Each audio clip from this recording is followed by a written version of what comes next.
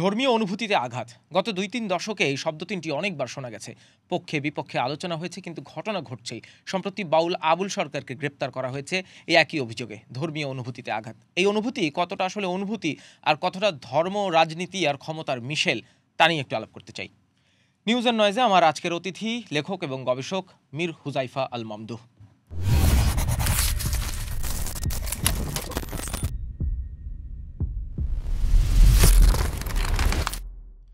মামদুহ, আপনাকে আমন্ত্রণ জানাচ্ছি। ধন্যবাদ। যেটি বলছিলাম, আবুল সরকারের ঘটনাটা নিশ্চয়ই আপনি অবগত আছেন। আবুল সরকারকে গ্রেপ্তার করা হয়েছে ধর্মীয় অনুভূতিতে আঘাত। তিনি একটি গানের আসর করেছিলেন এবং সেখানে সৃষ্টিকর্তাকে নিয়ে, আল্লাহকে নিয়ে কটূক্তি করেছেন বলে অভিযোগ করেছেন একদল মানুষ, এবং তাকে গ্রেপ্তার করা হয়েছে। এই ঘটনা তো আমরা অনেকবার শুনেছি। অন্তর্বর্তীকালীন সরকার দায়িত্ব নেওয়ার পর মাঝার ভাঙা নিয়ে কথা হয়েছে, কিন্তু গত কয়েক দশকে এই ঘটনাগুলো ঘটেছে, এমন না যে নতুন করে ঘটছে। এগুলো নিয়ে পক্ষে বিপক্ষে আলোচনা হয়। আপনি আবুল সরকারের ঘটনাটাকে কেন্দ্র করেই যদি একটু বলেন, আপনার রিডিং কি? এই আমরা এত বছর ধরে, এত দশক ধরে আলাপ করছি, তারপরেও এসে আবুল সরকারদের গ্রেপ্তার হতে হয়। আচ্ছা, প্রথম কথা হচ্ছে আবুল সরকারের সাথে যা হয়েছে, মানে আবুল সরকার যে কথাগুলো বলেছেন, সে কথাগুলো আসলে আমাদের নতুন না, আমাদের হিস্ট্রিতে। এবং ধরেন আল্লাহর সাথে বান্দার বোঝাপড়া যেটা, এবং আল্লাহর সাথে বান্দার সম্বোধনের যে জায়গাগুলো, সেই জায়গাগুলো খুবই ক্যাজুয়াল ওয়েতে হচ্ছে লোকাল বিশ্বাসের ক্ষেত্রে। এইটা যেমন অন্য যে কোনো ধর্মের ক্ষেত্রেই হয়, এবং হচ্ছে ইসলাম ধর্মের সাথেও হয়। ধরেন একটা যদি ছোটো ইয়ের কথা বলি, হাদিসের মতোই বলি সম্ভবত, সেটা হচ্ছে হজরত মুসার সময় এক লোক হচ্ছে বলতেছিল যে আল্লাহ, আমি যদি তোমরা পাইতাম, তোমার হচ্ছে মাথা আশ্রয় দিতাম, চুলিয়া করে দিতাম, বাইরে দিতাম। তো আল্লাহ হচ্ছে ওই মুসা আল্লাহ সাল্লাম তারা ধমক দিছে, বলছে এই তুমি এটা কী বলতেছো আল্লাহর সাথে? এটা তো আল্লাহর ইয়ের সাথে, আল্লাহর যে বড়ত্ব এবং আল্লাহর যেই মানে এটাকে যদি ইমেজ বলা হয়, মানে আল্লাহর সাথে যায় না আর কি। তো তখন আল্লাহ তাকে থামায় দিয়ে বলছে যে ও সে যেই ভালোবাসা নিয়ে আল্লাহর সাথে এই আমার ব্যাপারে এই কথাগুলো বললো, সে ভালোবাসাটা তুমি কোথায় পাবা? তো আল্লাহর তো এই লৌকিক যে জায়গাগুলো, মানে লোককথায় আর কি, লোককথায় যে বা আমাদের তৃণমূল যে বিশ্বাসের সাথে যে ধর্মের বোঝাপড়া, আল্লাহর বোঝাপড়া, আল্লাহর চিন্তা, আমরা তো আল্লাহকে খুব কাছাকাছি ভাবি, নিজের ভাবি, একান্ত ভাবি। আল্লাহকে অনেকে তুই করে বলে যে আল্লাহ তুই আমরা এই জিনিসগুলো করে দে। তো ফলে আল্লাহর সাথে বান্দার যে বোঝাপড়া, সে বোঝাপড়াটা খুবই ক্যাজুয়াল এবং খুবই ঘরের মানুষের মতো। তো ফলে আবুল সরকার যে ঘটনাগুলো, আবুল সরকার যে এই ব্যাপারগুলো বলছে, সে ব্যাপারগুলো আসলে ঠিক ওই রকম, যে আল্লাহ এবং হচ্ছে বান্দার একদম খুবই কাছাকাছি একটা সম্পর্কের ব্যাপার। কিন্তু সমস্যা যেটা হয়েছে, আমি একটু শেষ করি, সেটা হচ্ছে আবুল সরকারের এই ঘটনাটা আমি আসলে খুব মানে সরলভাবে দেখি না যে এইটা এই ঘটনাটা ঘটছে বলেই হচ্ছে আবুল সরকারকে ধরা হয়েছে।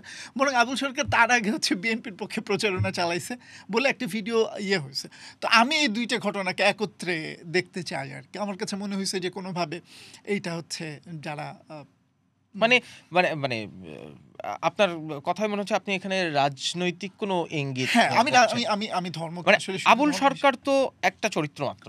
এইরকম তো অসংখ্য চরিত্র আমাদের সামনে আছে। আপনি যদি গুগলেও সার্চ করেন বাউল গ্রেপ্তার কিংবা ধর্মীয় অনুভূতিতে আঘাতের অভিযোগে গ্রেপ্তার, অসংখ্য সংবাদ আমরা দেখতে পাবো। আবার এর বাইরে অসংখ্য ঘটনা ঘটেছে যেগুলো সংবাদেও আসে না, আপনার আমার কান পর্যন্ত পৌঁছায় না। এই অনুভূতি, মানে ধর্মীয় অনুভূতিতে কি আসলে এতই সস্তা যে একজন একটা কথা বললো, তাতে সেই ধর্মের অনুভূতিতে আঘাত লাগলো আপনার, আপনি মামলা ঠুকে দেবেন? আবার রাষ্ট্র যদি ব্যবস্থা না নেয়, তখন আপনি আবার রাষ্ট্রকেও তো নাগরিকরা প্রশ্ন করবে যে আমার ধর্মীয় অনুভূতিতে আঘাত লেগেছে, আমি অভিযোগ জানিয়েছি, তুমি ব্যবস্থা কেন নিলে না? এই চেক অ্যান্ড ব্যালেন্সের জায়গাটা কই, কিংবা এই ফাইন লাইনটা কোথায়? আচ্ছা, ব্যাপার যেটা হয়েছে সেটা হচ্ছে ধর্মীয় অনুভূতি আসলে, মানে অনুভূতি তো সবারই থাকে এবং থাকতে হবে আর কি। তো ব্যাপার যেটা হচ্ছে, ধর্মীয় অনুভূতিটা শুধু ধর্মীয় অনুভূতি না, বরং ধর্মীয় অনুভূতিটা হচ্ছে একটা পলিটিক্স। তো ফলে আপনি যখন সংখ্যাগরিষ্ঠ হবেন, তখন আপনার অনুভূতিটা অনেক বেশি হচ্ছে স্পর্শকাতর হবে। আপনার অনুভূতি হচ্ছে খুবই ডিমের খোসার মতো লাগলেই ভেঙে যাবে। আর যদি হচ্ছে আপনি সংখ্যালঘু হন, তখন আপনার অনুভূতি হইতে হবে অনেক বেশি পুরু মোটা, যেটা হচ্ছে ভাঙবেও না, মানে পিটাইলেও ভাঙবে না, মানে গায়েও লাগবে। হ্যাঁ, এটা হচ্ছে পলিটিক্স আর কি গোটা মাথায়।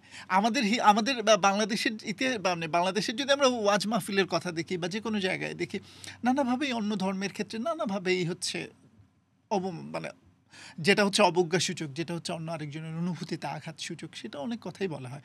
কিন্তু কখনো কখনো এর কাউন্টার পার্টও তো আছে, অন্যান্য ধর্মীয় নানান আলোচনা তো শুনেছি, ইসলাম ধর্মীয় নানান রকম করতে। এই ব্যাপারগুলো হয়, এখন এই ব্যাপারগুলো হইলে যেখানে ধরেন ধরেন এই যেখানে হচ্ছে সংখ্যাগরিষ্ঠ মুসলমান, সেখানে হচ্ছে মুসলমানের অনুভূতিতে আঘাত লাগে এবং মুসলমান হচ্ছে বলে দেয় যে হচ্ছে এই জিনিস করা যাবে না। যেখানে হচ্ছে সংখ্যাগরিষ্ঠ হিন্দু, সেখানে হিন্দু কোনো কিছু বলা যায় না, বরং হচ্ছে তার হাতে গোস্তর প্যাকেট পাইলেই সেটা হচ্ছে গরুর হোক না মহিষের হোক পিটায় মেরে ফেলে। দেখা যায় এটা মহিষের গোস্ত বা হচ্ছে অন্য কোনো ইয়ের গোস্ত। এই ব্যাপারটা আছে, ব্যাপারটা হচ্ছে ক্ষমতার রাজনীতি পুরোটাই। বরং অনুভূতি থাকবেই, কারণ আপনি যেই অনুভূতিটাকে আপনার একান্তে বিশ্বাস করেন এবং আপনার যে বিশ্বাস, আপনার যে পালন করা, আপনি যেই ধরেন যে স্কুল অফ থটটাকেই আপনি বিশ্বাস করেন, যেভাবেই বিশ্বাস করেন, আপনার সেই বিশ্বাসটা আপনার কাছে অনেক বেশি সম্মানিত এবং অনেক বেশি আপন। সম্মানিত মানে কি, এটা কি অ্যাবসলিউট ট্রুথ, মানে আমার বিশ্বাসটাকে আমার কাছে অ্যাবসলিউট হ্যাঁ, ট্রুথ? কারণ অ্যাবসলিউট ট্রুথ না হলে হচ্ছে আপনি আসলে এই বিশ্বাসটাকে নিয়ে পড়ে থাকতে পারবেন না, একটা জীবন এই বিশ্বাসের উপর কাটায় দিতে পারবেন না। বরং এই বিশ্বাসটা প্রত্যেকের বিশ্বাস। আমি সেটা হানাফি মাযহাব হই, আমি সেটা পীর ঘরানা হই, আমি সালাফি হই, আমি হচ্ছে দেওবন্দি হই, আমি যেই হই, আমার যে বিশ্বাসী হোক, যেটা যেরকমই হোক, আমি হিন্দু হোক অন্য কোনো ধর্মেরই হোক, আমি যদি এই বিশ্বাসটাকে যখন আমি অ্যাবসলিউট ট্রুথ ভাবতে পারি, তখনই আমি এই বিশ্বাসের কাছে নিজেকে আত্মসমর্পণ করতে পারবো। এই বিশ্বাসের কাছে নিজেকে আস্থা মানে নিজেকে সমর্পণ করে দিতে পারবো। তখনই হচ্ছে আমি আমার মানসিক শান্তি, আত্মিক শান্তি, আমি আমার পরকালীন শান্তি সব কিছু পাবো হচ্ছে যখন আমি আমার ওই বিশ্বাসটাকে অ্যাবসলিউট ট্রুথ ভাববো। সমস্যা সেটা অ্যাবসলিউট ট্রুথ ভাবাটাকে সমস্যা না। সমস্যা হচ্ছে আমি এই অ্যাবসলিউট ট্রুথটাকে যখন অন্যের অ্যাবসলিউট ট্রুথটাকে যখন আমি আঘাত করতে যাব, তখন হচ্ছে সমস্যা। আমি যদি আমার বিশ্বাসকে অ্যাবসলিউট ট্রুথ মনে করি, তাহলে খুব ন্যাচারালি কি এমন না যে আপনার অ্যাবসলিউট ট্রুথের সাথে আমার অ্যাবসলিউট ট্রুথের যদি মিল না থাকে, আমি আপনাকে স্পেস দিতে চাইবো না? এটা হ্যাঁ, এই আলাপটা হচ্ছে নাগরিকতার আলাপ চলে আসবে এখন, যে হচ্ছে আমি অন্য নাগরিককে স্পেস দিব কিনা। রাষ্ট্র তো সমস্ত বিশ্বাসের নাগরিককে স্পেস দিবে, থাকতে দিবে, বাঁচতে দিবে, ভাবতে দিবে এবং হচ্ছে তার মতো করে বিকাশ হইতে দিবে।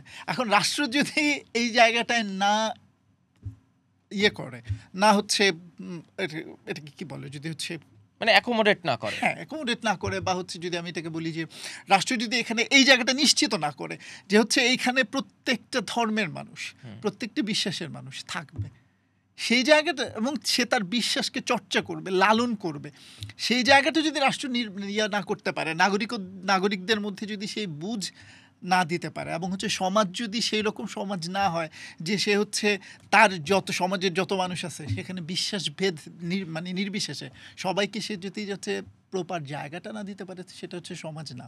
সেটা তো ধরেন রাষ্ট্র রেসপন্সিবিলিটি, রাষ্ট্রের সেই আলাপটা একটু পরে আসি।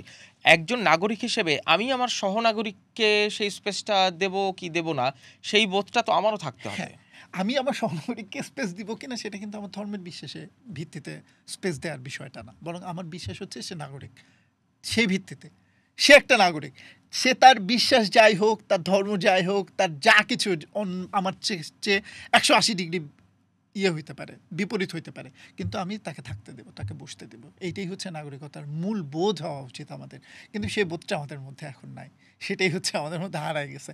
এবং আমরা সমস্যা যেটা হয়েছে সেটা আমরা সামাজিকভাবে এই চর্চাটা করতেও পারছি না, এই সংখ্যাগরিষ্ঠের কারণে, সংখ্যাগরিষ্ঠের পলিটিক্সের কারণে। এইখানে আপনি একজন ইন্ডিভিজুয়াল থেকে কথা শুরু করলাম যে আমি আমার নাগরিক হিসেবে সহনাগরিককে কিভাবে স্পেসটা দিব।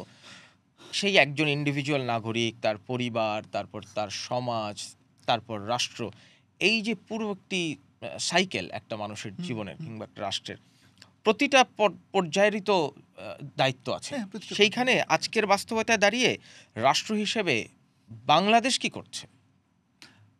আমি মনে করি রাষ্ট্র হিসেবে বা মানে এই সরকার এই বিষয়গুলোতে মানে খুবই অবহেলা করছে, এবং এই বিষয়ে আমি দেখছি আমি যে সরকার হচ্ছে সংখ্যাগরিষ্ঠের মতামতের পিছনে ছুটছে, বরং যারা সংখ্যালঘিষ্ঠ যে মতামত, এই সরকার কেন, সকল সরকারই তো সংখ্যাগরিষ্ঠের মতামতের পেছনে। আমি এখন যেহেতু এই সরকারের আলাপ করছি, তো ফলে সব সরকারই তাই করেছে। আওয়ামী লীগ সরকারও একটা বড় সময় হচ্ছে সংখ্যাগরিষ্ঠের কথা মতোই চলেছে, সব সরকারই তাই করে, কিন্তু এটা তো করা উচিত না। বরং এই জিনিসটা হওয়া উচিত হচ্ছে সে তার নাগরিককে সমান ভাববে, যেটা আমাদের সংবিধানে বলা আছে যে সমস্ত নাগরিক তার বিশ্বাসভেদে সমান। এই জিনিসটা রাষ্ট্রের এবং সরকারের তো নিশ্চিত করতে হবে।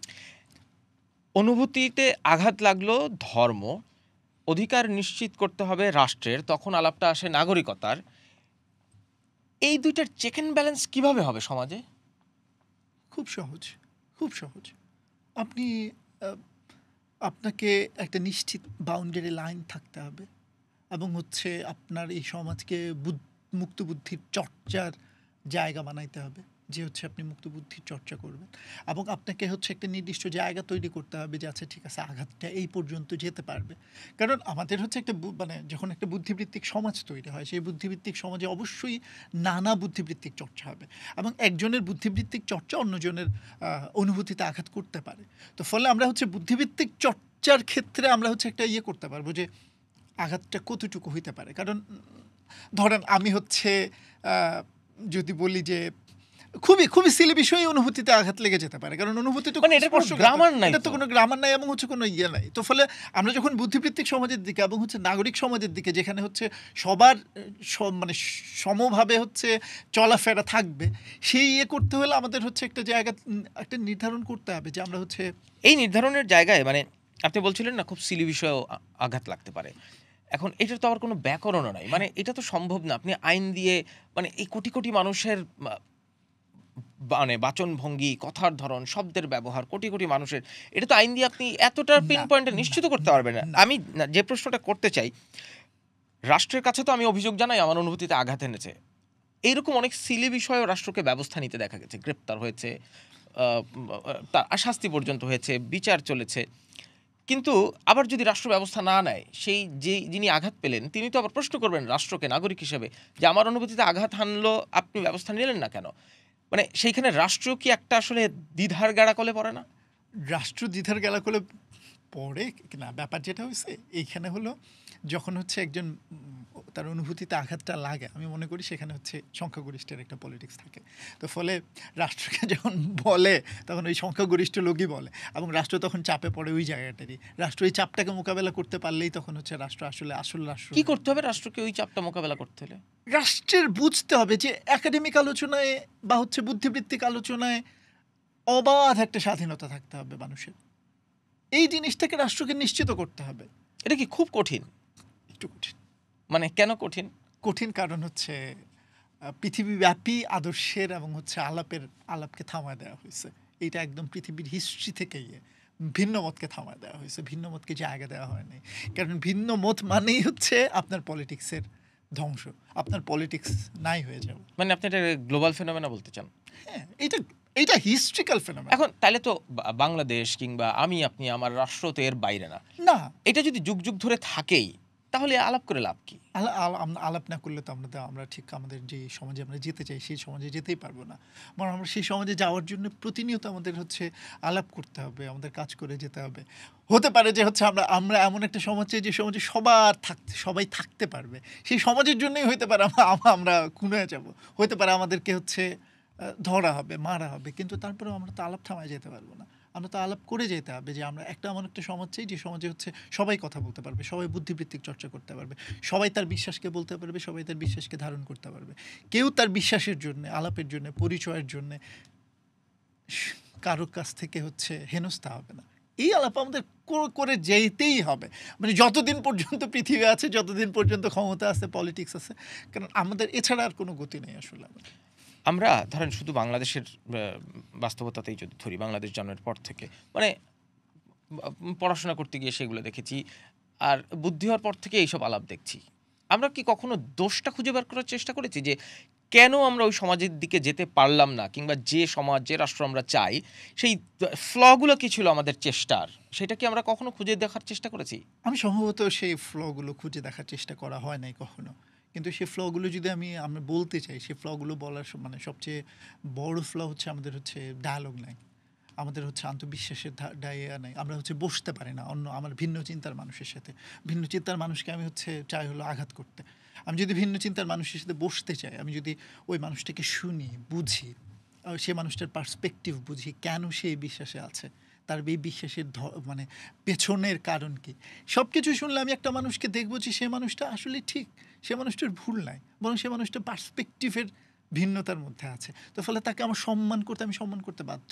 প্রথম এবং একমাত্র কাজ হচ্ছে আমাদের ডায়ালগ করা। সমাজের মধ্যে যত বেশি ডায়ালগ হবে, যত বেশি কথাবার্তা হবে ভিন্ন চিন্তার মানুষদের মধ্যে, এবং হচ্ছে একসাথে বসতে বাধ্য করবে সরকার, যদি হচ্ছে মানে যদি আমি সরকারের ক্ষেত্রে না বলি, না এটা সামাজিক দায়িত্ব আসলে। না আমরা তো মানে এই সরকারের ক্ষেত্রে আমি যদি বলি সেরকম একটা জিনিস তো দেখলাম, ঐকমত্য কমিশন নিয়ে 9 মাস ধরে 30টা রাজনৈতিক দল 9 মাস ধরে আলাপ করলো, বসছে, অনেক আলাপ হয়েছে, মানে এটা তো 54 বছর বাংলাদেশে আমরা এটা দেখি হয় নাই। এই জিনিসটা ভালো হয়েছে, কিন্তু মূল আলাপটা তো আসলে রাজনৈতিক আলাপের সাথে তো আসলে শুধু রাজনীতি না, নানা আলাপই থাকে। মানে ধর্মীয় আলাপটাই তো এখন বড়, ধর্মীয় চিন্তাগত আলাপটাই তো হচ্ছে মূল সমস্যা তৈরি করে। এই এই যে আমরা পারলাম না, নিশ্চয়ই কোনো না কোনো ফ্ল ছিল সেই চেষ্টায়, দোষ ছিল কিংবা খুঁত ছিল। এই খুঁতটা বের করারও তো ধরেন এক ধরনের রাষ্ট্রের যেমন দায়িত্ব, নাগরিক হিসেবে আপনার আমারও তো দায়িত্ব, এবং এই দায়িত্বের যে বোধ, সেই বোধটা তৈরি হবে কি করে আমাদের? সেই বোধটা আসলে আলাপ করতে করতে মানুষ সবাই আমাদের কথা বলে যাইতেই হবে। আমরা যারা একটু বুঝি, আমরা যারা মনে করি যে হচ্ছে আমরা এমন একটা সমাজ চাই যে সমাজের মধ্যে সবার প্রবেশাধিকার থাকবে, সবার অবাধ গম্যতা থাকবে, তাদের আলাপ করে যেতে হবে, তাদের কথা বলে যেতে হবে। এটা ছাড়া আসলে উপায় নাই। এবং হচ্ছে যে মানে আমরা এবং প্রার্থনা করতে হবে, দোয়া করে যেতে হবে যে হয়তো সরকারে এমন কেউ আসবে যে হচ্ছে এই কাজগুলো ঘটাবে। যদি সরকারের ক্ষেত্রে এবং হচ্ছে রাষ্ট্র এই কাজগুলো করে, তাহলে হচ্ছে নাগরিকদের জন্য সমাজ সহজ হয়ে যাবে আর কি। কারণ তখন হচ্ছে নাগরিকদের বোঝাপড়া চিন্তার ক্ষেত্রে অনেক অনেক বেশি মানে যদি সরকার এই বিষয়টায় যদি এই সময়টায় এসে যদি সরকার হচ্ছে এই সংখ্যাগরিষ্ঠকে পাত্তা না দিত, বরং হচ্ছে সে তার এক্সাক্ট রাষ্ট্রের যে আদর্শ এবং রাষ্ট্রের যে জায়গা, সে জায়গা এবং যে কর্তব্য, সে কর্তব্য অনুযায়ী কাজ করতে, এগুলো হইতো না, কিন্তু মাজার ভাঙতো না, বাউল গ্রেফতার হইতো না, কিছুই হইতো না। কিন্তু সরকারের সমস্যা যেটা হয় সেটা হচ্ছে সরকার সবসময় সংখ্যাগরিষ্ঠের দিকে ঝুঁকে থাকে আর কি। সংখ্যাগরিষ্ঠকে পাত্তা না দিলে সরকারের জায়গায় টিকে থাকতে পারে? মানে আপনি তো আসলে হ্যাঁ সংখ্যাগরিষ্ঠের ভোটে কিংবা এই সরকারের ক্ষেত্রে সংখ্যাগরিষ্ঠের পরম আকাঙ্ক্ষার অভিপ্রায় হিসেবে আপনি সরকারে বসেছেন, তো আপনি সংখ্যাগরিষ্ঠকে অ্যাভয়েড করবেন কিন্তু কিভাবে? হ্যাঁ, মজার ব্যাপার একই সাথে সরকার কিন্তু নাগরিকের জন্যও বসে। সে যেমন সংখ্যাগরিষ্ঠের ভোটে আসে, কিন্তু যখন সে ভোট পায়, যখন সে সরকার হয়ে যায়, যখন সে দায়িত্ব পায়, তখন তাকে বুঝতে হবে সে নাগরিকের, তখন আর সে সংখ্যাগরিষ্ঠ মানে যে তাকে ভোট দেয়নি সে তারও সরকার, সে তারও সরকার। এই জিনিসটা তো তাকে বুঝতে হবে। গণতন্ত্র তো সেটাই। আমাকে যদি 51 জন ভোট দেয়, হচ্ছে 49 জন ভোট না দেয়, আমি কিন্তু এই 100 জনেরই সরকার, এবং 100 জনেরই আমি হচ্ছে সবটুকু ভালো বিকাশের জন্য আমি কাজ করব। আমি 49 জনকে আমার রাষ্ট্র থেকে, আমার ইয়ে থেকে বাদ দিতে পারবো না, একজনকেও বাদ দিতে পারবো না। তো ফলে সরকার যখন ক্ষমতায় চলে আসবে, তখন তো সে একজনের মানে এই সংখ্যাগরিষ্ঠের না, সে তো সবার সরকার। এটা তো তাকে মাথায় নিতে হবে, এটা তো বুঝতে হবে তাকে। যে ইনক্লুসিভনেসের কথা বলছেন, এই ইনক্লুসিভনেসের জন্য যে টলারেন্স ক্যাপাবিলিটি দরকার, যে সহিষ্ণুতা দরকার, এই সমাজে দেখেন সেটা না, এটা একটু সমস্যাজনক। এই জিনিসটা নাই এখন সমাজের মধ্যে, এবং এটা খুবই ভয়ানকভাবে নাই হয়ে যাচ্ছে। এইটা হচ্ছে খুবই আশঙ্কার, এবং এটা মানে এই আলাপ করলেই আমি হচ্ছে আমার বড় দীর্ঘশ্বাস আসে, আমার কষ্ট হয়, খারাপ লাগে, মনে হয় যে না, আমরা কোন দিকে যাচ্ছি। আমরা একটা খুবই অসহিষ্ণু এবং একটা এমন একটা সমাজের দিকে যাচ্ছি যেখানে হচ্ছে ভিন্ন মতেরই জায়গা থাকবে না, ভিন্ন মতকেই নানাভাবে। কিন্তু সমস্যা যেটা হচ্ছে, এই যারা হচ্ছে ভিন্ন মতকে আঘাত করছে সংখ্যাগরিষ্ঠের ইয়েতে, সে বুঝতে চাইছে না ক্ষমতা আসলে এমন একটা জিনিস যে হচ্ছে ক্রমশ এককেন্দ্রিক হয়ে যায়, একটা মানুষের দিকে চলে যায়, ক্রমশ হচ্ছে সরু হয়ে যায়, সে বড় থাকে না। যখনই সংখ্যাগরিষ্ঠ তার একটা ফায়দা পেয়ে যাবে, ক্ষমতা আরেকটু শুরু হবে, আরেকটু শুরু হবে, আরেকটু শুরু হবে, তখন সে একজনের কাছে চলে যাবে, এককেন্দ্রিক একটা ব্যাপার হয়ে যাবে। তখন সংখ্যাগরিষ্ঠ কিছু থাকবে না, তখন একটা মানুষ বা দুইটা মানুষ বা কিছু মানুষ থাকবে যে তার মতকে সবার উপর চাপায় দেবে। এই জিনিসটা হচ্ছে আমাদের যতদিন না বুঝবো ততদিন আসলে আমাদের রেহাই নাই। আমরা এই জিনিসটাই হচ্ছে আমাদের বোঝা উচিত যে ক্ষমতা আসলে কখনো ওইভাবেই চলে না সংখ্যাগরিষ্ঠের মতো। তো ফলে সমাজের মধ্যে যত বেশি আমরা হচ্ছে ভিন্ন মতকে, বৈচিত্র্যকে জায়গা দেব, তত বেশি হচ্ছে আমাদের সমাজ বিকশিত হবে, তত বেশি আমাদের সমাজ ভালো হবে, উন্নত হবে। রাষ্ট্র যদি সেইখানে ব্যর্থ হয়, কখনো কি সমাজ থেকে সেই চেষ্টার সফলতা আশা করেন আপনি, যে সমাজ থেকেই উঠে আসবে, মানুষের মধ্যে থেকে হ্যাঁ, আমি একটু আগে যেটা বললাম সেটা হচ্ছে আমাদের কথা বলে যাইতে হবে। এইটা রাষ্ট্র ফেল করবে, সরকার ফেল করবে, সমাজ ফেল করবে, কিন্তু আমরা যে মানুষগুলো আমরা এই স্বপ্নটা দেখি, এই কথা বলতে চাই, তারা কখনো ফেল করতে পারবো না আর কি। তারা আমাদের সবসময়ই এই আলাপের দিকে ছুটতে হবে আর কি, যেহেতু আমরা আলাপেই বসে আছি। তো ফলে এই আলাপের দিকে যেতেই হবে, যতবার যাব আমরা আমাদের নিজেদের ফেল হওয়া যাবে না আর কি, এটা হচ্ছে ব্যাপার। রাষ্ট্র ফেল করতে পারে, সমাজ ফেল করতে পারে, কিন্তু আমাদের ফেল করা যাবে না। আমরাও তাই চাই, আমরা প্রত্যাশা করব আমরা আলাপে যে স্লোগান আমরা বলি কথা চলুক, আমরা চাই সবাই কথা বলবে, সবাই তার নিজের মনের কথা বলবে এবং সবার কথা শুনে সবাই একসাথে বসবাস করবো। মীর হুজাইফা আল মাহমুদ, আপনাকে অনেক ধন্যবাদ আমাদের আজকের নিউজ অ্যান্ড নাইজে যুক্ত হওয়ার জন্য। কথা বলছিলাম লেখক এবং গবেষক মীর হুজাইফা আল মাহমুদের সাথে। তিনি বলছিলেন যে আলাপটা চালিয়ে যেতে হবে, আমরাও চাই আলাপ চালিয়ে যেতে। আপনি আপনার পাশের যে মানুষটি কিংবা আপনার উল্টোদিকে বসা যে মানুষটি, তার ভিন্নমতকে কি আপনি শ্রদ্ধা করতে পারেন, কিংবা তার ভিন্নমতকে একপাশে রেখে একই সমাজে বসবাস করার যে পারিপার্শ্বিকতা কিংবা যে মানসিকতা, সেটি কি তৈরি হয়েছে? যদি না হয়ে থাকে কেন হয়নি? আপনার মন্তব্যগুলো একটু জানতে চাই। আমাদের সোশ্যাল মিডিয়া হ্যান্ডেলগুলোতে কমেন্ট করুন, কারণ আমরা চাই কথা চলুক।